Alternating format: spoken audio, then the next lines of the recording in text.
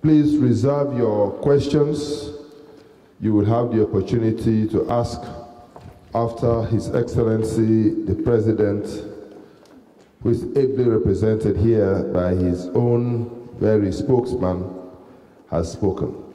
But for us to be able to fully understand and appreciate who this person is that is stepping into the shoes of the President, we have in our midst someone that knows him very well. And that person is his own very spa.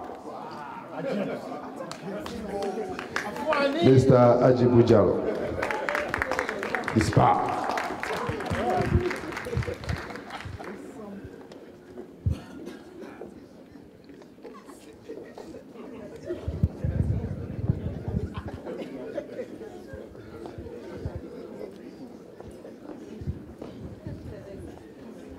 Good evening, New Jersey. Mr. Chairman, good evening. And I kindly ask, please allow me to stand on the existing protocols. My task, ladies and gentlemen, is to introduce the keynote speaker of this event. This fine gentleman is no small man.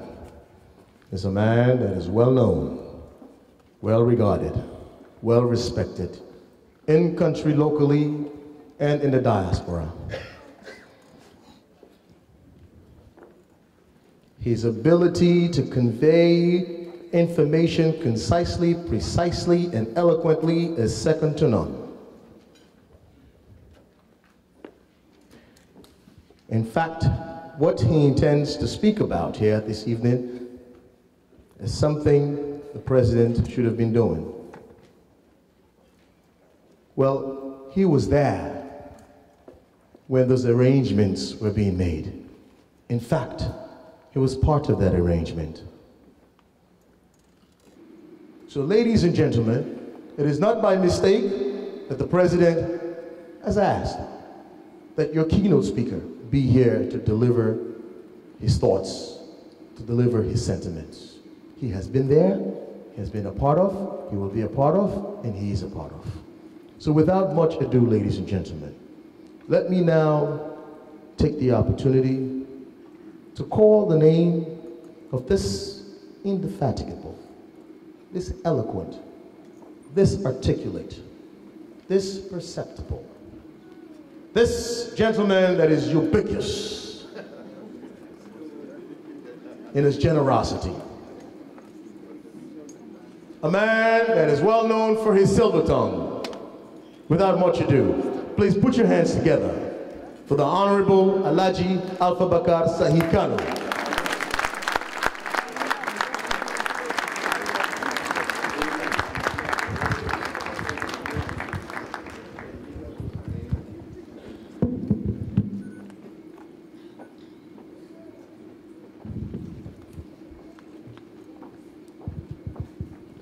Thank you very much, Mr. Ajibujalo.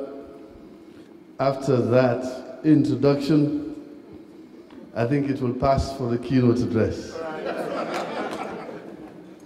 I will now attempt to dot the I's and cross the T's. Mr. Chairman, Chief of Staff of the government of President Ernest Bai Koroma, Your Excellency, the Ambassador of Sierra Leone in the United States of America, Canada, and all of South America, including the Caribbean. My colleague, Minister of Youth, the Deputy Speaker of Parliament, my colleague, the Deputy Minister of Finance and Economic Development, who is also part of this delegation.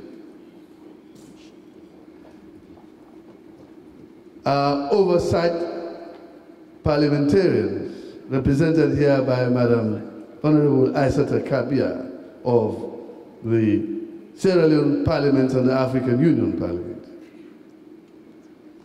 the ambassadors of Ethiopia, the deputy ambassadors in the permanent representative's office in New York, deputy ambassador in Washington, D.C., my colleague, the C, the special executive assistant to His Excellency the President, all the members on the high table, and those that are not on the high table but are equally distinguished and recognized. Good evening. His Excellency the President, Ernest Bai Koroma, would have loved to be here. But as you know, man proposes, God disposes. However, he's here in spirit with you. He's asked me to first of all tell you that he considers you a very important part of his administration, part of the country, i.e. the diaspora. As the Deputy Minister of Finance did say, this is the first place he came to, and his potential to be leader of Sierra Leone was recognized by the government of this Franklin County. And we want to thank that government. The first to know that in this man is a potential president. So they gave him all the trappings that he needed as a head of state in his days when he visited as a leader of the opposition. So we thank the government, the council,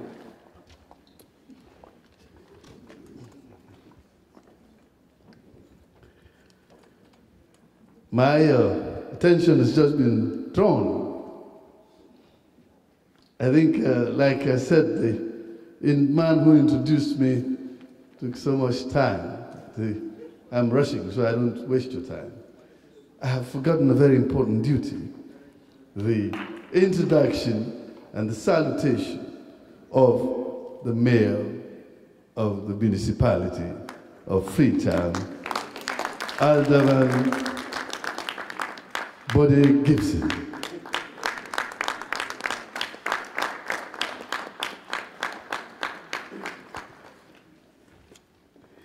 Yes, the president thinks of you, diaspora, very important, and I tell you why. When we were at war, something must happen before somebody knows your worth. Say, oh, them people in there, they're not they come. Well, it was good you didn't go, because we would all have been in the same port and nobody to rescue. You were here sending the small monies.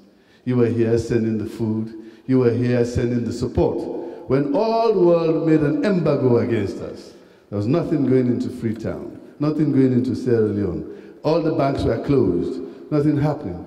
Only the diaspora remittances kept the country going. Without you, we would not have been able to prosecute that war. We would all have given up and run away to Guinea. But thanks for staying here and looking after us. So now we as politicians, we realize that if the diaspora are vexed by you, very unlikely that you will win the presidency. That is why President Nkrumah sent us to talk to you, our 5th region in Sierra Leone. We are here to talk about the MCC, the Millennium Challenge Corporation account, that we are very likely to win an award this year. There are 183 countries in the world. I think about 103 of them are classed as developing countries. We are in that.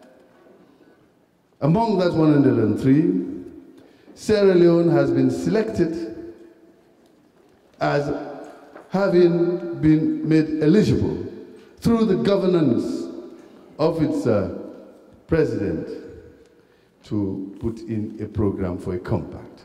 I think that is a big achievement in the world, and I think we deserve a round of applause for yourself. So the MCC is an effect. In Creole, they say, no lukusai for them. Lukusai buck your foot. The MCC Compact Award did not come by accident. but as a result of the deliberative actions of President Nkrumah to answer those questions that the world looks for, to do those things that the citizens expect to improve their lives. That is why he has been rewarded. Rewarded, I say, to prepare a program for a compacter world. That is the cause. That is the effect. The cause is what? The cause is that when President Nkrumah accepted your verdicts that he had won the elections in 2007 and that he should be sworn in as president of Sierra Leone, he decided to introduce into his government a scientific approach to governance. What do you do? For some of you who studied science, you know that they say the basis of science is based on 3 precepts: observation, experimentation, and measurement. President Nkrumah spent all of the period he had in parliament as leader of the opposition observing the things that were wrong in Sierra Leone, the things that were wrong with the governance of Sierra Leone, the things that were not reaching the people. Revenue from the minerals that was not being used to build the roads, to build the road from Ruberi Junction to Pamlap. The revenue that was not being used to conclude Bumbuna Hydroelectric. The revenue that was not being used to improve on the agriculture and give the farmers the tools they needed. So that's one given. He observed that in Sierra Leone, we had the worst statistics in terms of development statistics. On the Human Development Index, we were the last for many years, for over a decade. Why was that? Because human development is not measured by how many skyscrapers you have in your country, or how many 4-wheel drives you have, or Mercedes-Benzes you drive in the country, but by how much or how many of your people have access to basic amenities. How many people have access to good roads? How many people have access to food? How many people have access to electricity? All of these things. So that made us the worst. But the worst of the statistics that would make anybody bleed for the country was the one that Sierra Leone for a very long time was rated as the country where it was the worst to be a woman of childbearing age. The chances are that you might die giving life. 867 women out of 100,000 would die giving birth. It was also the worst place to be a child. 267 of our children would die out of every 1,000, over 26% before the age 5. President Nkrumah observed. He looked at the why and then looked for the how. Why was this, he said? This is because of access to the health. The facilities existed, but the cost of access was very much prohibitive for a lot of people. People would die because they didn't have 50,000 leones to pay a doctor for an operation for a cesarean. The woman would die. So he looked at the vulnerable groups and said, let me remove the cost of access to health for the most vulnerable groups, i.e. the pregnant women, the suckling mothers, and children under 5. This is how, from 2009, yes, to 2011, our figures in terms of infant mortality and maternal mortality reduced greatly by over 60%. I know it stands today not at 867, but at about 450 per 100,000 for women dying. Still very high. But we are not at the bottom of the rung anymore. The children, no longer 267 of them would die out of 1,000, somewhere between 140 and 150. We're still trying to push it down. President Nkrumah has succeeded in reducing those figures. And then, of course, the access to electricity. A lot of you have been to Sierra Leone.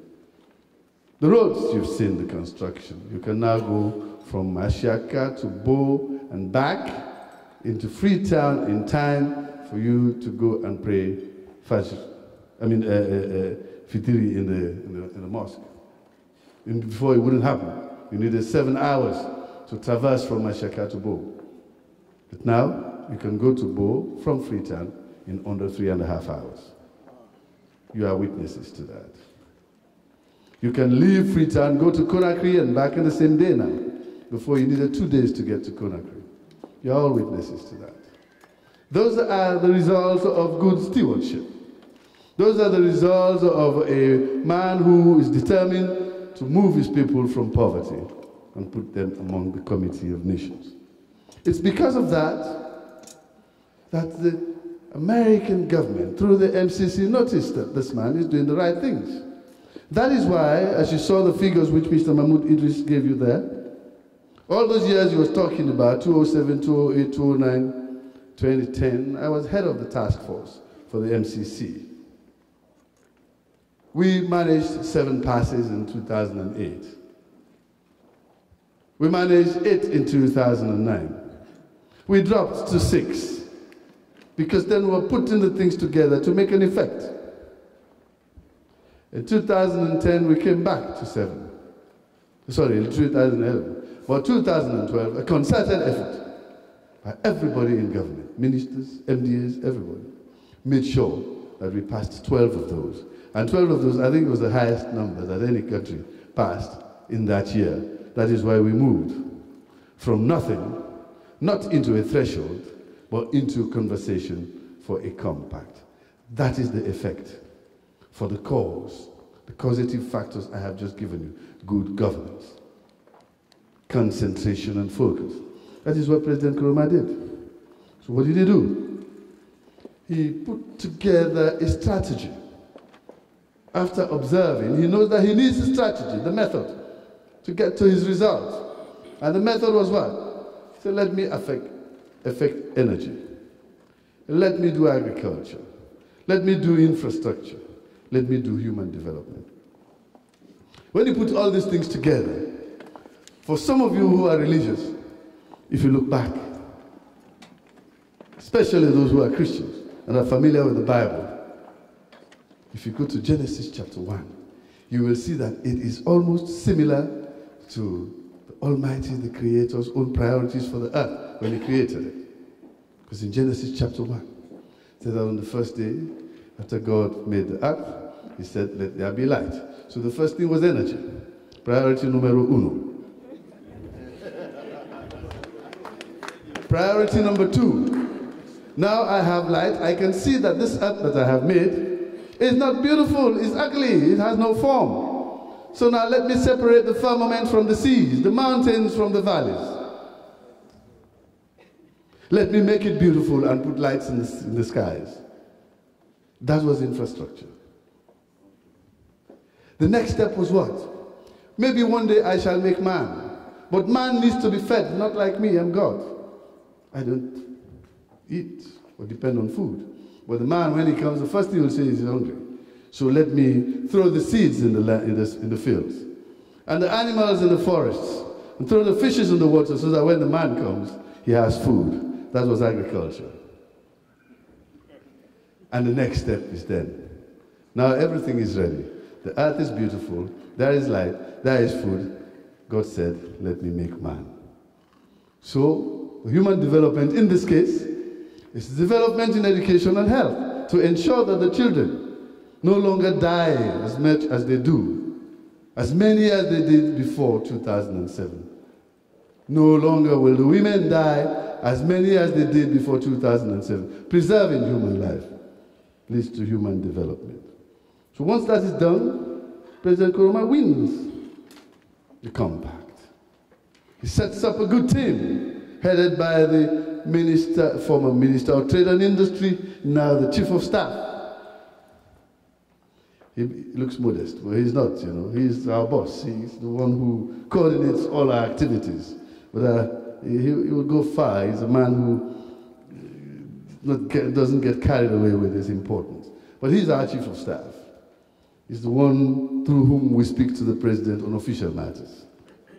He is ahead of this, and I am very pleased with the way they have been moving, because I am very familiar with the steps that you need to go through before we get to compact. And from inside information I had when I was in Washington a few days ago, I was told that there might be a possibility that Sierra Leone might break the record of actually signing a compact within a year of having been awarded as to prepare a compact. So we must clap for the team.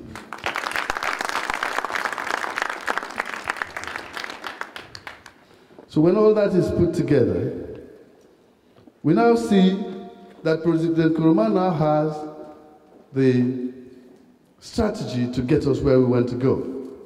Sorry, I did not tell you about the aim. The aim of President Nkrumah is to meet the Millennium Development Goals. When you meet the Millennium Development Goals, at least you've moved your people from poverty. You would have had hunger, you would have reduced illiteracy by 50%, you would have reduced the infant and maternal mortality death, you may have reduced the HIV prevalence rate, which we have actually, because in 2009 in Sierra Leone, we were the people who received the Millennium Development Goal Award from the UN for the efforts the country was putting together to reduce the HIV/AIDS pandemic rate of penetration. And that was, it now stands at about 1.5% and going down.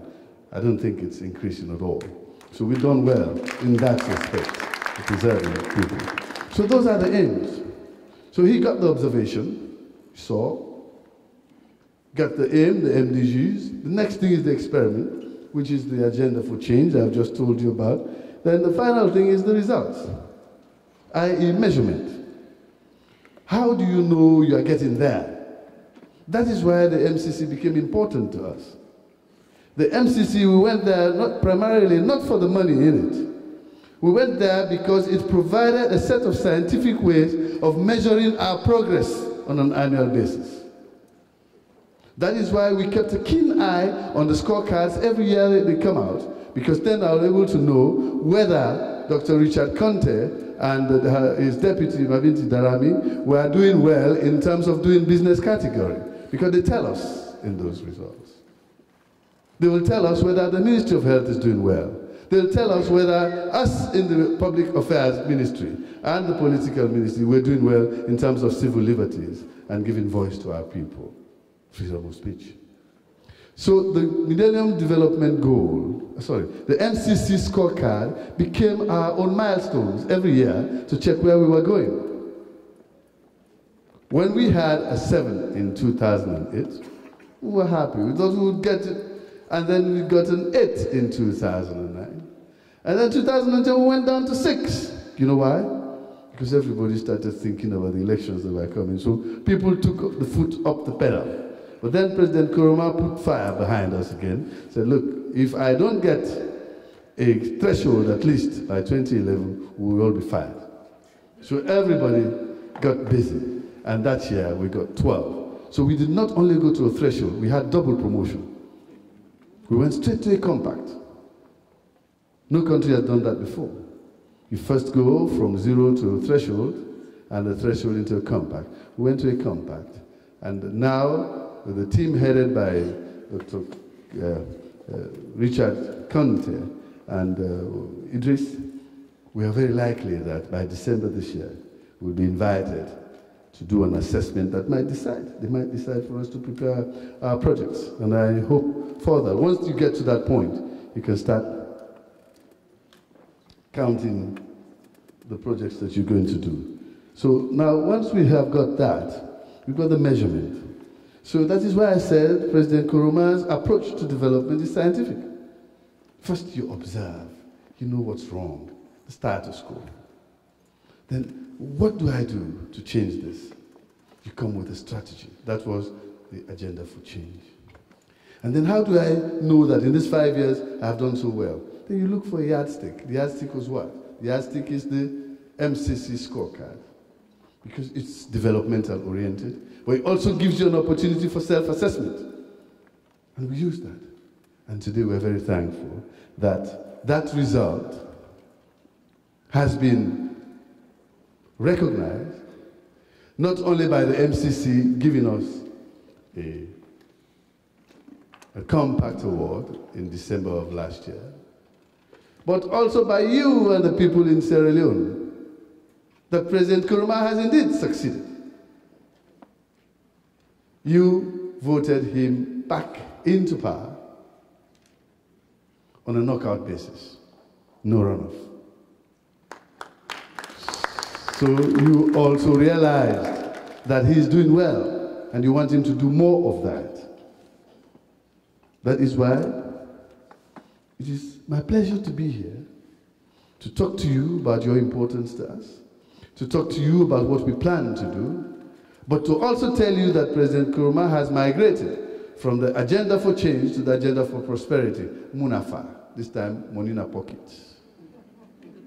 The agenda for change was money for everybody, the roads, the light, this, and now agenda for prosperity means we're going to create those jobs which will make people earn a living. We're going to train the youth so that they have the skills to take the jobs that are coming. We're going to manage the mineral resources and the natural resources in the country in your interest. And we are going to ensure that the health of the women and children is safeguarded in the country. So President Nkrumah will bring the pork barrel home. This is an MCC occasion. It is not a political occasion. So far, I know you have got the message from President Nkrumah. I know you are reassured that he's going to do the things that you know are important to you and your people back home. I know you sit here, but half of you is out there. You sleep with one eye open. You think about what's happening in Ruberi Junction. You think of what is happening at Sulima. You think of what's happening at Koribondo. You're worried about what happens to the people there. In fact, you have more worries than they. We go to sleep, we close our eyes, we know tomorrow that phone call will come. But I say, take this number. Go to Western Union. Go get money. Make you go buy rest. Make them put na os. I thank you very much for your attention. And remember, we are with you and you are with us. Thank you very much.